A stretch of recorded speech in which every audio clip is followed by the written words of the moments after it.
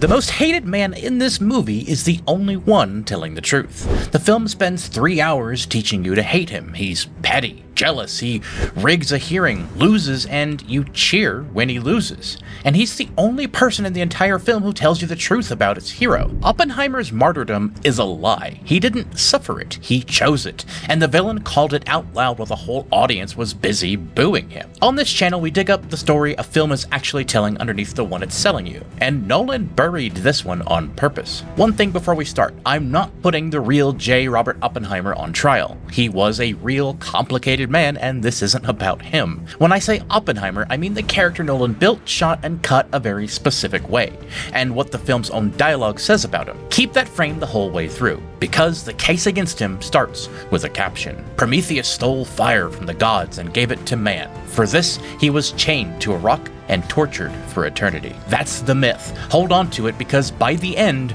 we're gonna find out who actually wrote it.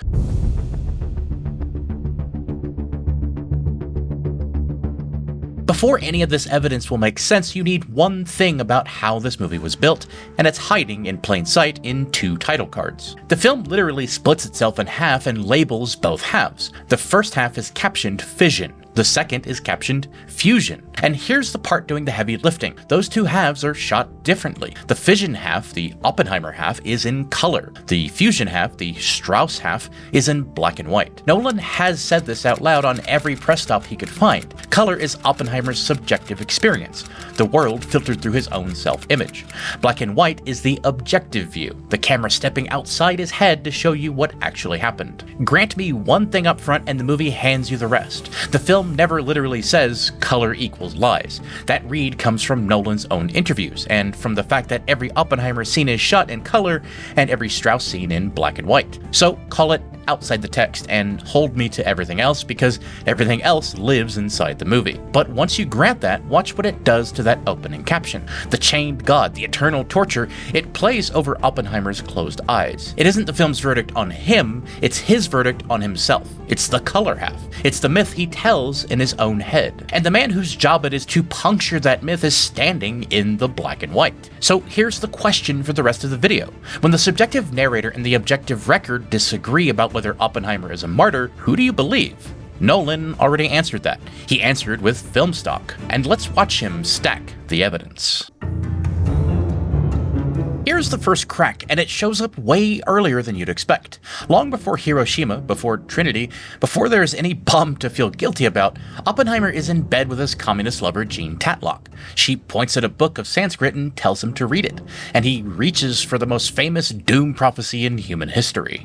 And now I become death, destroyer of worlds. Sit with the timing. There is no death yet, no worlds destroyed. He's a professor in a bedroom, but he's already trying on the costume of the man who ended everything, the tragic world-weary destroyer. That self-image isn't something the bomb does to him. It's something he reaches for years earlier, like a line he's been practicing. And the drive underneath it isn't reluctance. When the project comes to him, he doesn't agonize over it. General Groves frames the stakes in the bluntest possible terms. How about because this is the most important fucking thing that ever happened in the history of the world? And Oppenheimer's answer to that pitch isn't dread, it's a playful, almost coy, I'm considering it. I'm considering it. No hand-wringing, no let me think about the cost. There's no real hesitation anywhere in these scenes. This is a man leaning toward the center of it, not a man being dragged into it. Now, you might push back here. Lots of people get swept up in something huge and only feel the weight of it later. Real guilt can arrive late, so let me address the hero interpretation at its strongest, because his own friend Robbie begs off the entire project on pure conscience. You drop a bomb that falls on the just and the unjust. I don't wish the culmination of 3 centuries of physics to be a weapon of mass destruction. That is what real moral refusal sounds like. And here's the tell. Oppenheimer hears it, understands it completely, and he answers, We have no choice. Robbie found a choice. Robbie walked. Oppenheimer is the one telling himself there wasn't one. Hold on to that "we have no choice" line, because under oath, years later, that story is going to change in a way he won't survive. But first, he has to actually pick where the bomb falls. This is the chapter the hero version cannot survive, because it's the one where Oppenheimer stops being a victim of history and becomes an author of it. We're in the target selection meeting. These are the men deciding which Japanese cities die, and our tragic reluctant genius is not out in the hallway wringing his hands, he's in the room helping run it. Dropped from a barely noticed B-29, the atomic bomb will be a terrible revelation of divine power. He's not minimizing the horror to make it bearable, he's selling the horror as the feature, coaching the room on the psychological terror an atomic flash will burn into the enemy. And the general running the meeting, Groves, turns that pitch into a plan. We intend to demonstrate it in the most unambiguous terms. Twice. Once to show the weapon's power, and a second to show that we can keep doing this until they surrender. But Groves can only promise twice because the physicist has already done the selling, talked the room through the weapon's terror, and left the targets on the table. Oppenheimer isn't pacing the hallway while strangers decide this. He's the technical authority at the table. Asked about targets, he doesn't say don't. He says there's no military target big enough, which is the polite way of saying a city. And he's the one working the politics. Tip off the Allies before the drop so America doesn't come off as the threat. Groves runs the room, but Oppenheimer arms it. And you can't have it both ways. You cannot be the one at the table fine-tuning how and where the bomb goes off and also the helpless prophet who had nothing to do with it. The movie is showing you the hand on the pen. Now, the obvious objection is that he was just following orders. This was a war. The final call came from above him. And sure, he didn't have the final say. But a man with no agency doesn't advise on targets, doesn't stand up and sell the room on the weapon's terror, doesn't counsel the government on how to handle the Allies. So here's the room as it stands. The targets are picked, the two strikes are mapped, and the Allies are tipped. The terror is stated, the bodies are fated, the saints overrated. That's not a passenger, but a planner. And keep one detail in your pocket. Remember, you assisted in selecting the target. A prosecutor is going to read that exact fact back to him under oath, and he's going to answer it with one word. So what does a man do after he helps pick the targets when the bodies start to pile up? He goes looking for absolution, and the film makes us watch the first time he tries. The bombs drop. Hiroshima, Nagasaki, somewhere north of 200,000 people, most of them civilians, most of them gone in the first minutes. The unambiguous terms laid out in the meeting delivered. And then Oppenheimer goes to the Oval Office to perform the moment we've all been waiting for, the moment of conscience. I feel that I have blood on my hands. That's the line the entire hero reading is built on, and watch what Nolan does with it. He doesn't let it land as tragedy. He hands the scene to Harry Truman, a blunt, hostile authority figure with zero reason to flatter Oppenheimer. He pulls out a handkerchief and offers it to him like, here, cry into this. And then he calls it flat. You think anyone in Hiroshima or Nagasaki gives a shit who built the bomb? They care who dropped it. I did. Hiroshima isn't about you. So think about that for a second. The accusation isn't that the guilt is fake, it's that the guilt is selfish, pointed inward at his own legacy, his own absolution. And as Oppenheimer is barely out the door, close enough to hear it, Truman drops the mask completely. Don't let that crybaby back in here. The camera stays on Oppenheimer's face as the president insults him. The very next voice you hear is Strauss narrating from the black and white, the objective half, and he diagnoses the whole performance. Robert saw that hand-wringing got him nowhere. And by the time I met him, he fully embraced his father bomb reputation and used his profile to influence policy. The guilt got him nowhere with Truman, so he turned it into a brand. Father of the bomb, a profile, a platform. Two men, Truman and Strauss, with nothing in common except that they both watched the same act and called it the same thing. And the prophet costume. The film names it directly. Robbie, of all people, the one who refused, tells Oppenheimer flat out what he's become. When you speak, they hear a prophet. When Strauss speaks, they hear themselves. Gotta listen to a prophet. Prophet can't be wrong. Not once. A prophet can't be wrong, a role with rules, and even Edward Teller, who worked beside him for years, says the quiet part. Gee, Robert Oppenheimer, Sphinx-like guru of the atom. Nobody knows what you believe.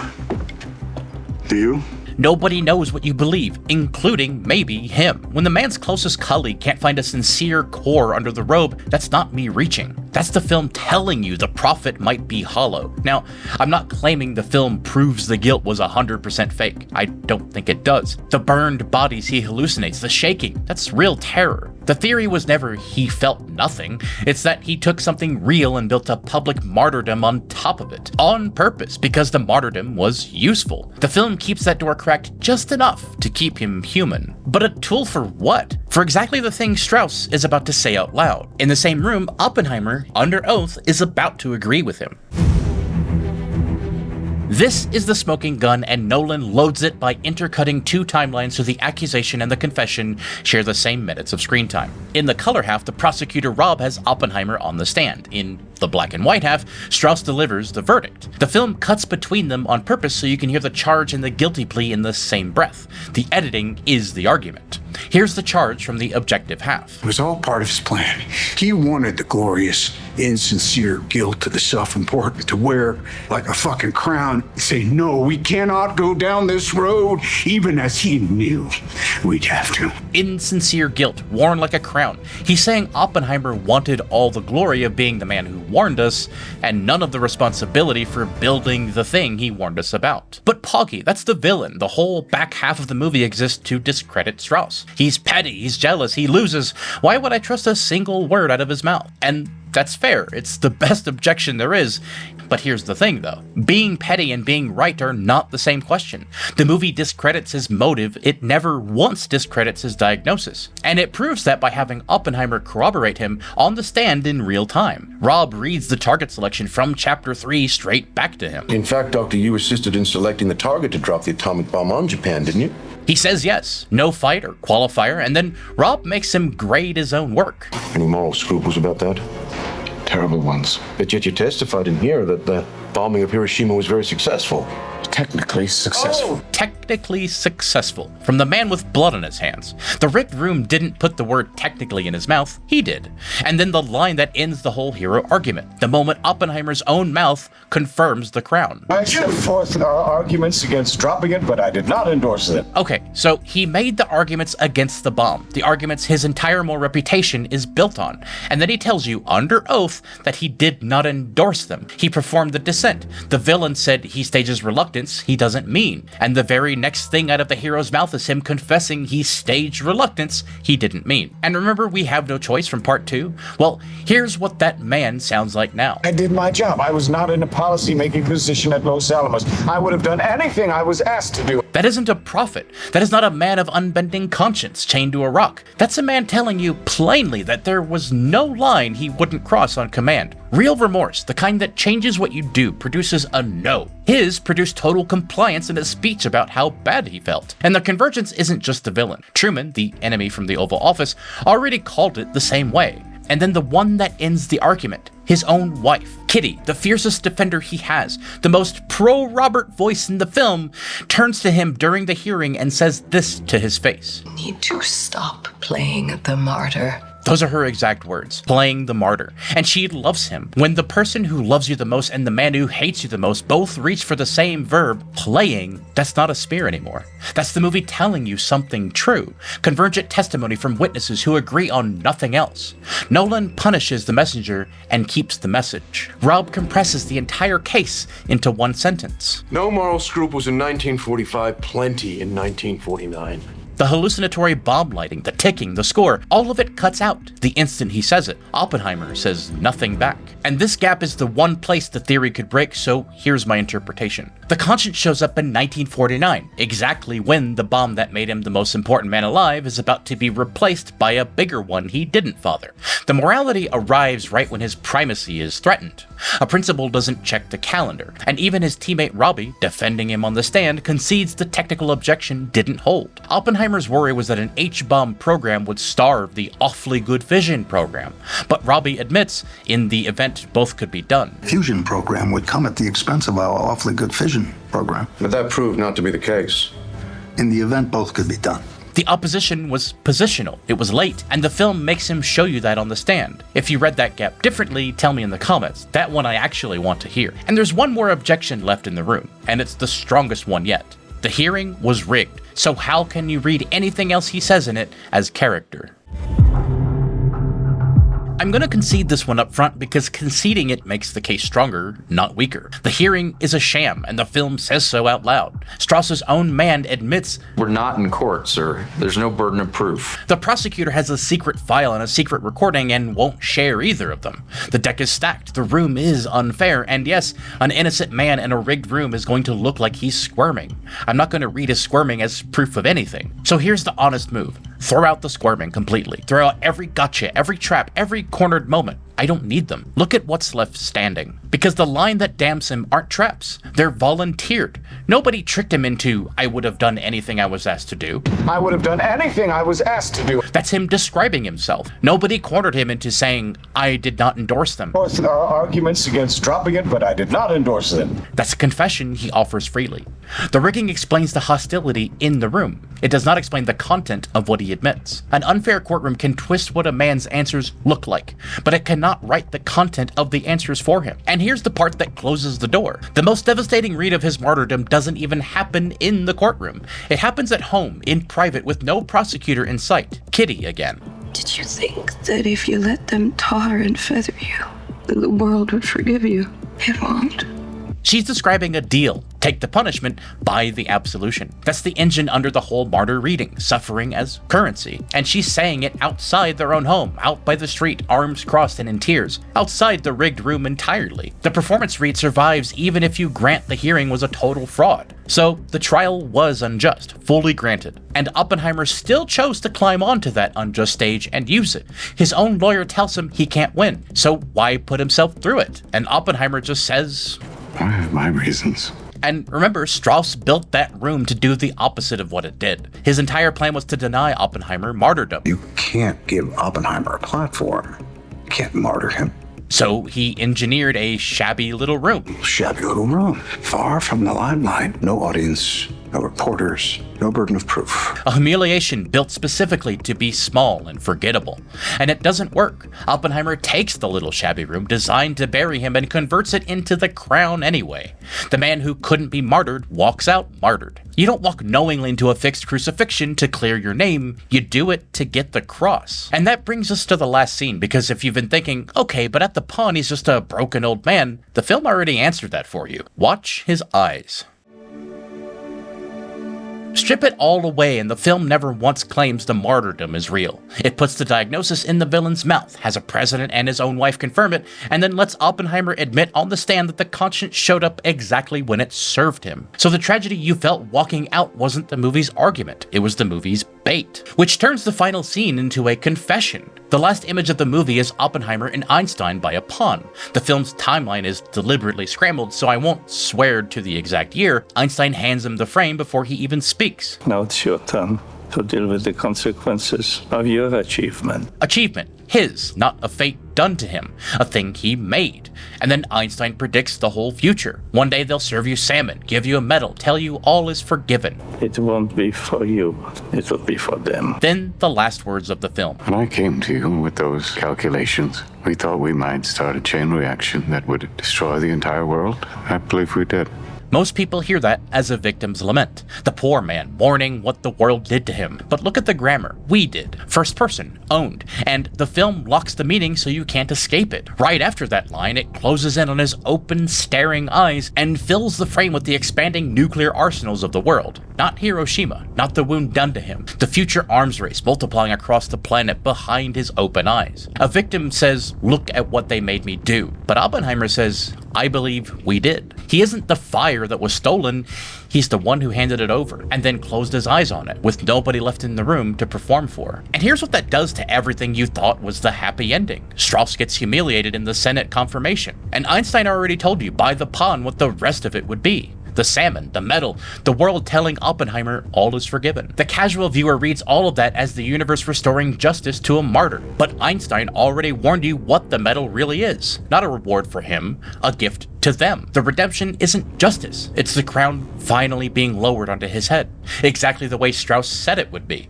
The martyr gets canonized. That was the point all along. So here's why this should sit with you past the movie. We are all very good at deciding a person is the villain and then refusing to hear a single true thing they say.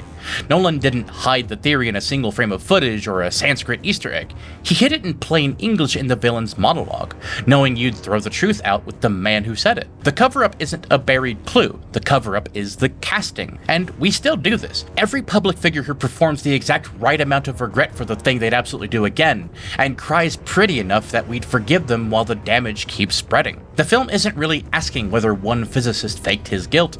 It's asking why we're so desperate to forgive powerful men as long as their performance is good, and how easily the right truth gets buried in the wrong mouth. So the next time we rewatch it and feel the wave of sympathy at the pond, ask whose eyes those arsenals are expanding behind, and ask who that scene is really for. And thank you so much for watching. Subscribe if you want more of these, and tell me down in the comments whether you bought Oppenheimer's tears the first time, because I did, and I think most of us probably did. That's the design, and that's the thing about a chain reaction. Once it starts, it doesn't stop. It just finds the next thing to set off. And YouTube thinks it found yours, so go check it out.